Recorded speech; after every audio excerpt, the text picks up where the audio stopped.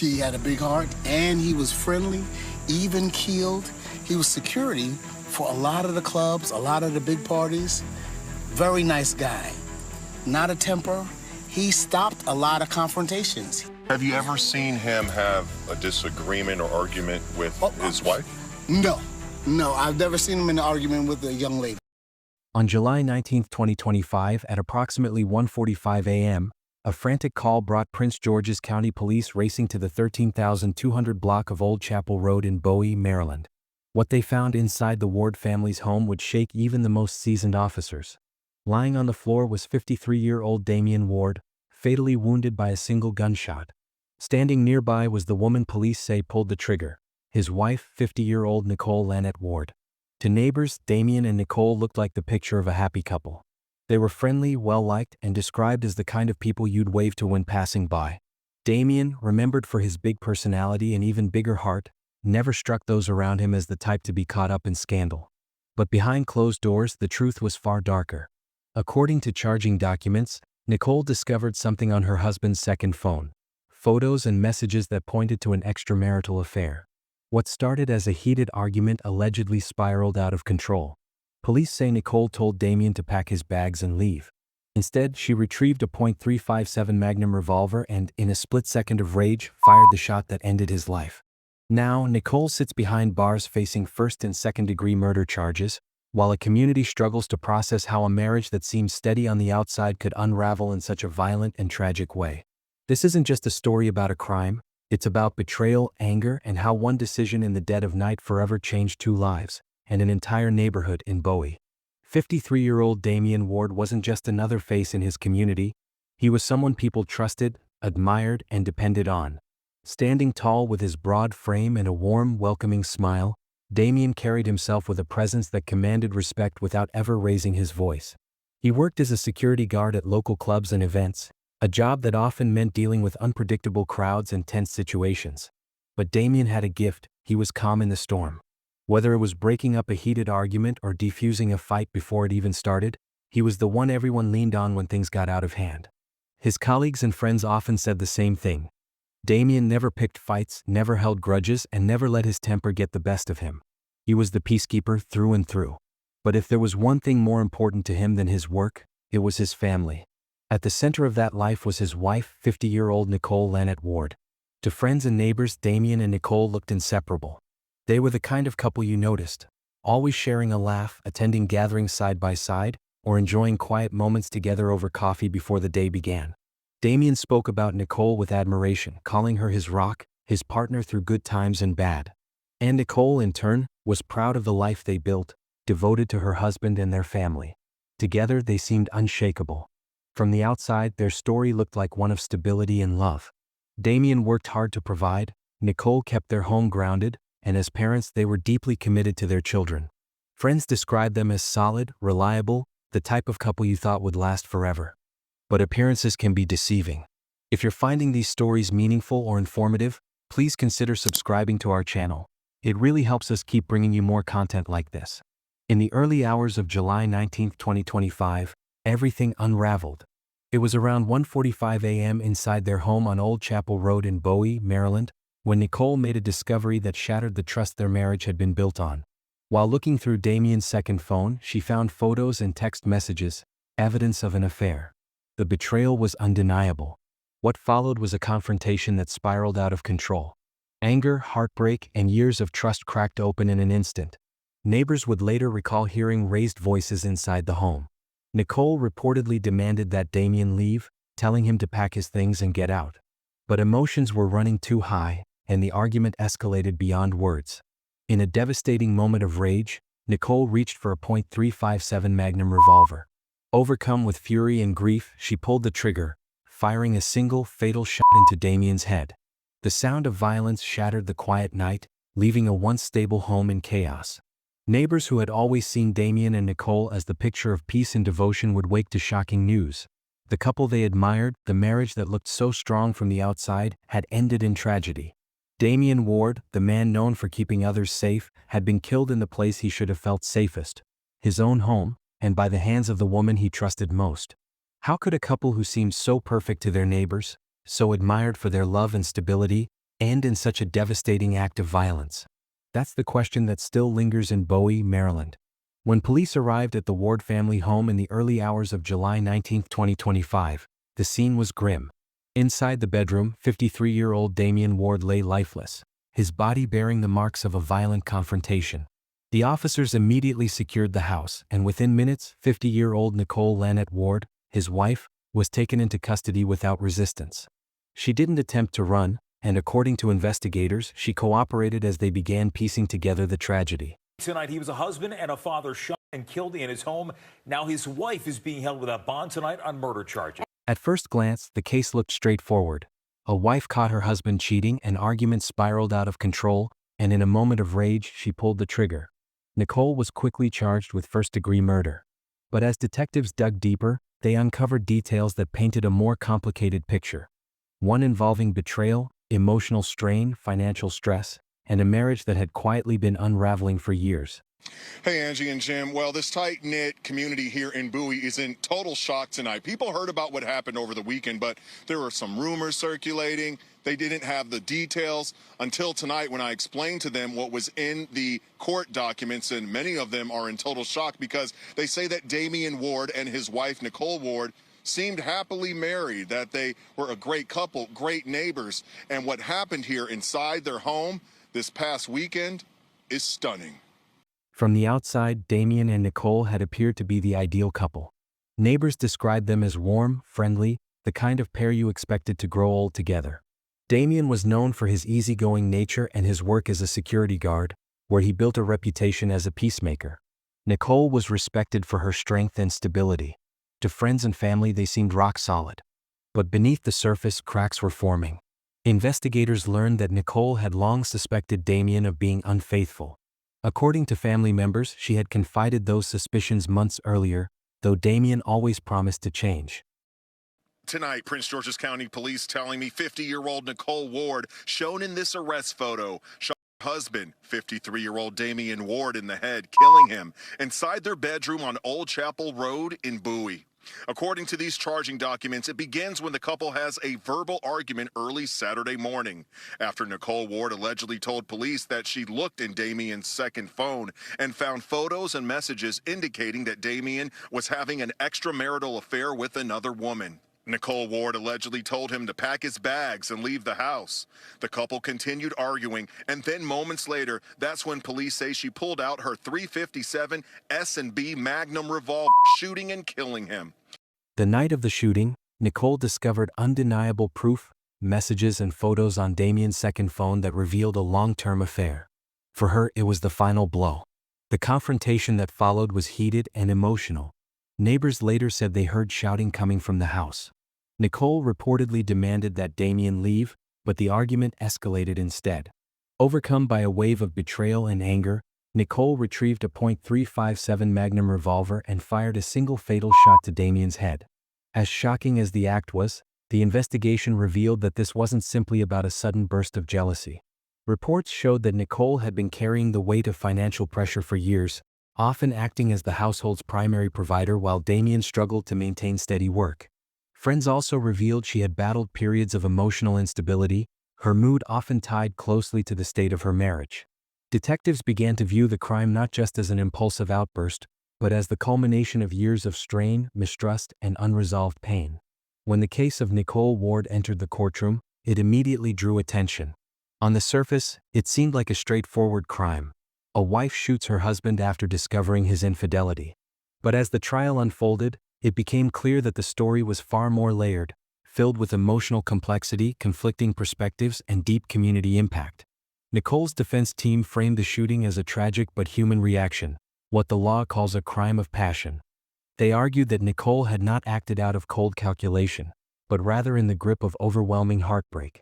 For years, they claimed, she had endured quiet emotional struggles in her marriage, carrying the weight of suspicion, doubt, and unspoken pain. When she discovered proof of Damian's betrayal, messages and photos on his second phone, it wasn't just infidelity she saw. To her, it was years of trust, loyalty, and shared history collapsing in an instant. The defense insisted this discovery pushed her into a state of temporary insanity. They emphasized that she didn't carefully plan the shooting or think about the consequences. Instead, they painted a picture of a woman who simply broke down, who snapped in the heat of the moment when her emotional endurance finally ran out. For that reason, they pushed for a reduced charge, something like voluntary manslaughter.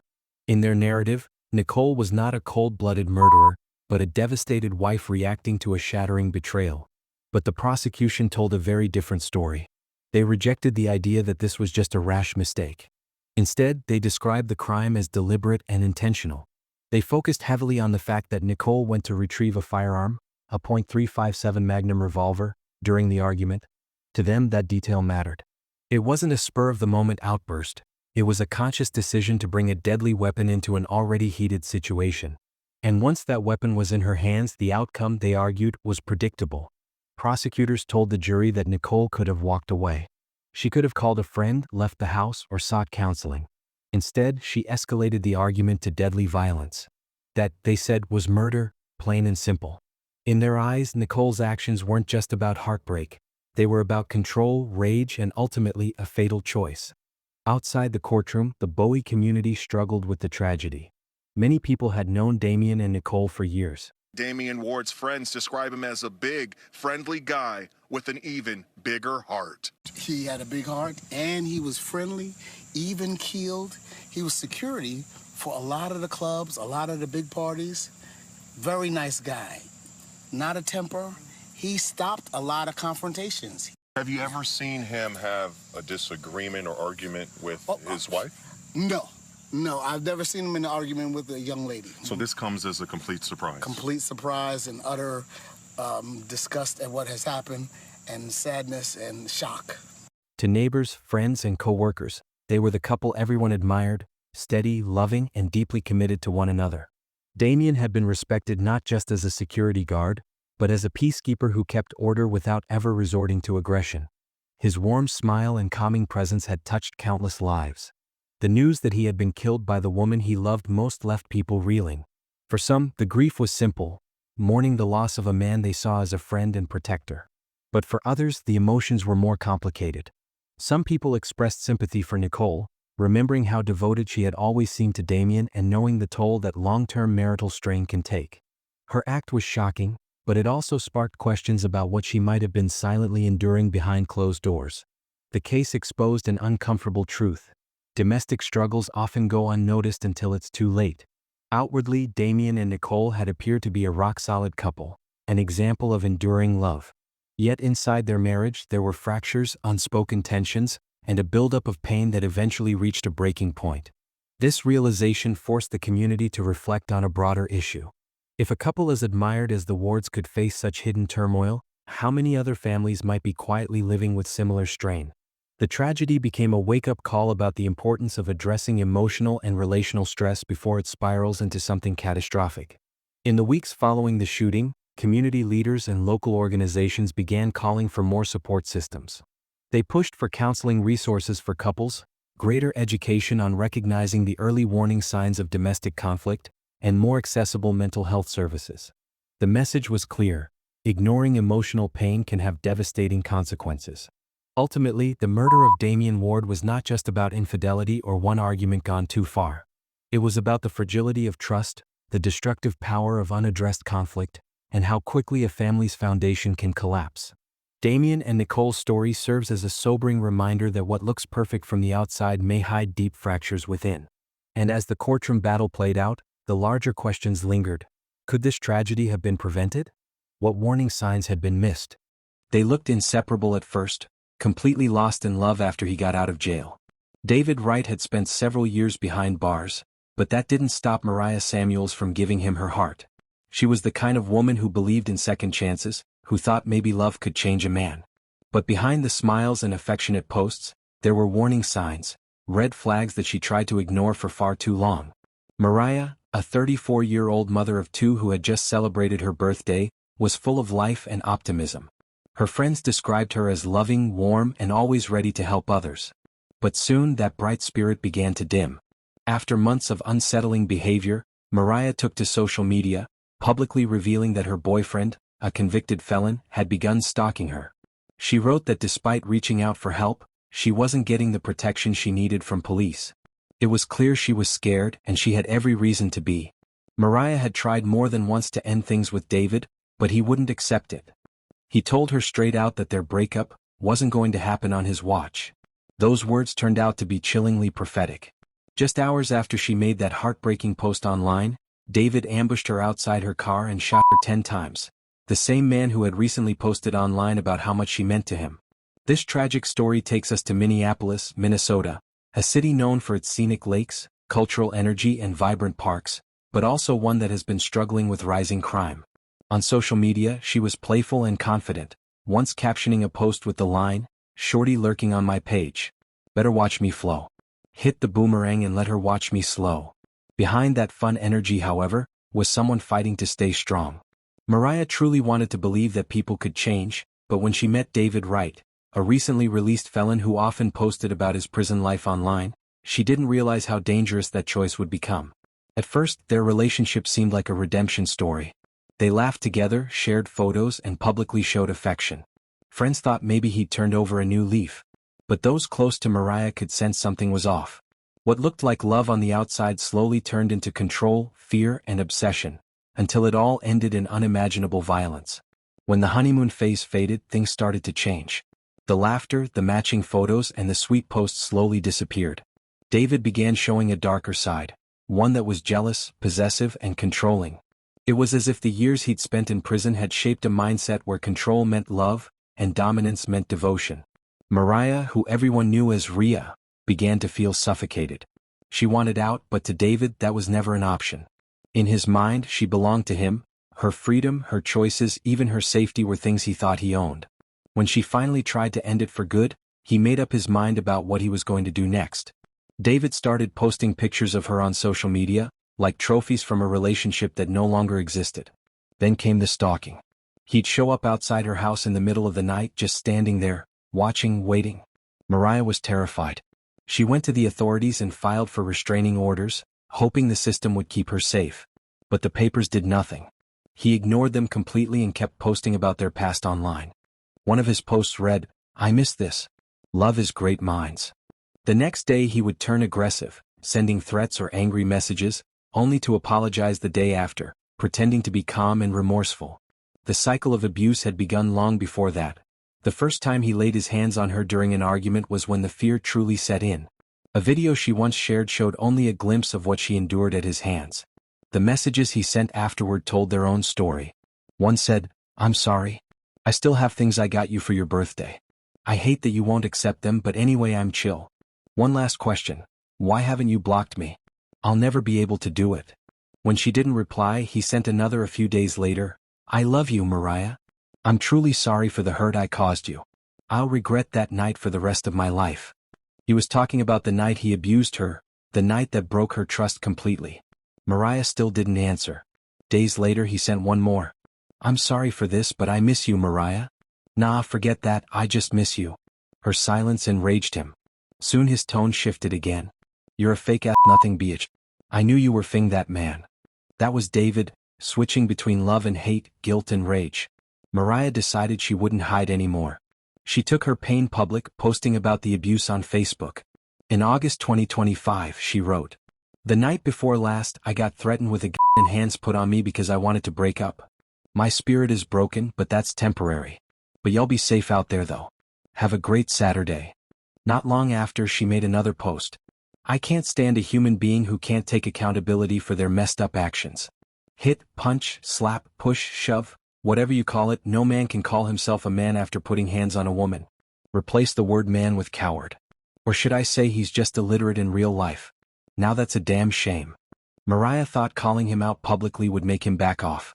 But it only fueled his obsession. He spiraled, convinced that she was moving on with someone else. His mindset turned from "I love you" to "if I can't have you, no one can." He began stalking her even more aggressively, reminding her that in his twisted world, he was the one in control. Just hours before the tragedy, Mariah posted one final message online, a post that now reads like a haunting goodbye. She wrote, "I was trying to stay silent, but stalking me at 4 in the morning, and the police ain't doing anything besides serve him with a protective order, and clearly it's not doing anything." It was her last cry for help. Not long after that post, David showed up outside her home in North Minneapolis. He ambushed Mariah as she was getting out of her car. In his rage, he made good on his threats, shooting her 10 times. Not once or twice. 10. Each shot a cruel reminder of how deep his hatred had grown, how far his obsession had gone. A woman was shot and killed just minutes after posting about the domestic violence she was facing. Family members say 34-year-old Mariah Samuels lost her life this weekend to that violence. John Lauritsen spoke with Samuel's loved ones. She was a mother of 2 boys and a dog groomer who enjoyed spending time with family and friends. She loves animals. She loved her son. She was sweet. She was outgoing. She was free-spirited. We loved each other. She's my everything. Mariah's story didn't end the way it should have. She did everything right. She asked for help. She filed reports. She told the world what was happening. But the system failed her. Our hearts and prayers go out to the family and friends of Mariah Samuels. May her memory be a blessing, and may her story serve as a reminder. Love should never hurt, and no one deserves to live in fear. May her life and tragic death inspire greater protection for survivors of domestic violence everywhere. Please stay safe out there, and we'll see you in the next video.